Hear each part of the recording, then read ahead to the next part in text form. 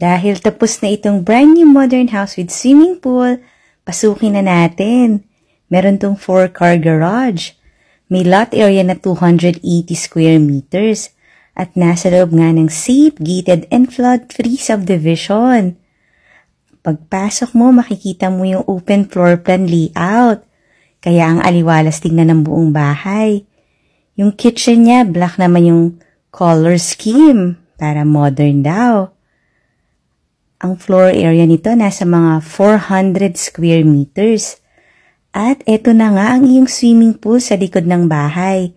May mataas na fence kaya medyo may privacy ka rin pag nagsuswimming.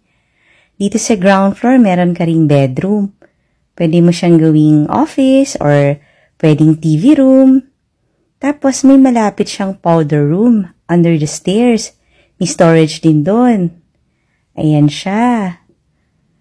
At sa second floor naman, merong 3 bedrooms. Bali total of 4 bedrooms plus maids room itong modern house na to.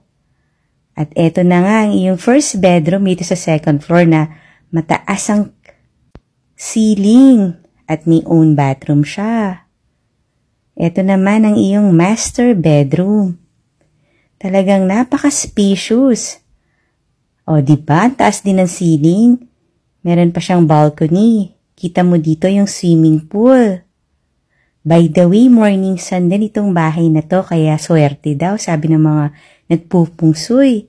Ito na ang maganda niyang walk-in closet and bathroom. Meron pang second floor. O diba, 2-story ang iyong walk-in closet? I-check natin. Ayan, maluwag pa siya kaya marami ka talagang malagay dito. Meron pa tong storage. At eto na yung third bedroom. Meron siyang balcony. Ayan o. Panoorin mo yung hosted house tour nito sa YouTube channel ng Home Search Philippines. Subscribe and follow ka na rin ha. Thanks for watching.